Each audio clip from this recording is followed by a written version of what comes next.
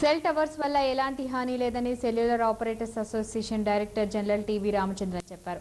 వీటి నుంచి వెలువడే తరంగాలు విద్యుత్ అయస్కాంత విభాగ ప్రమాణాలకు లోబడి ఉన్నందున ఆందోళన పడాల్సిన అవసరం లేదని రామచంద్రన్ వాదన.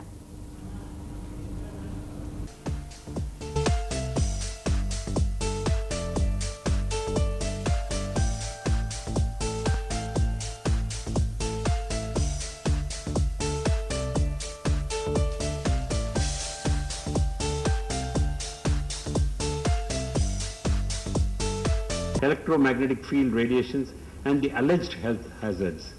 I'd like to use the word alleged because it's completely an allegation. We'll have to examine, you will have to examine whether it has any basis or not. I'll place the facts and then you decide. EMF occurs in nature. It's always happened, it's always been there on earth, and it's there all around us. There are certain radiations which can constitute a health hazard. We'll talk about that. Do cellular mobile phones and towers fall in that category?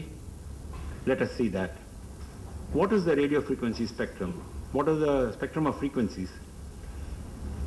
We have got frequencies in the world. Radiations are there from very low levels of 10 hertz or less, 1 hertz is one cycle, to very, very high levels which are gamma rays, X-rays, gamma rays. The spectrum includes, it goes through FM radio, AM radio, mobile phones which are somewhere in the middle, infrared and ultraviolet and X-rays, then gamma rays. This is the entire breadth of spectrum, and you can see that mobile phones are well in the lower half, middle to lower half, and they fall within the category called non-ionizing radiation. Below a certain value of frequency, the radiation is not ionizing. Ionizing radiation is your X-ray and your gamma ray, where you take special clothing, you take special precautions when you go in for X-ray, when you go into gamma ray equipment. This is non-ionizing. That means in non-ionizing, the energy in that frequency is not adequate to, what do you call, kick out the electron from the molecule.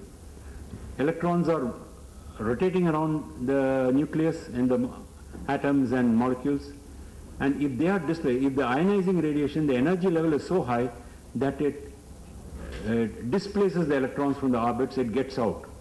If that happens, and if that happens in a human being, because we are also made up of molecules, and then it affects our DNA, you can have genetic damage.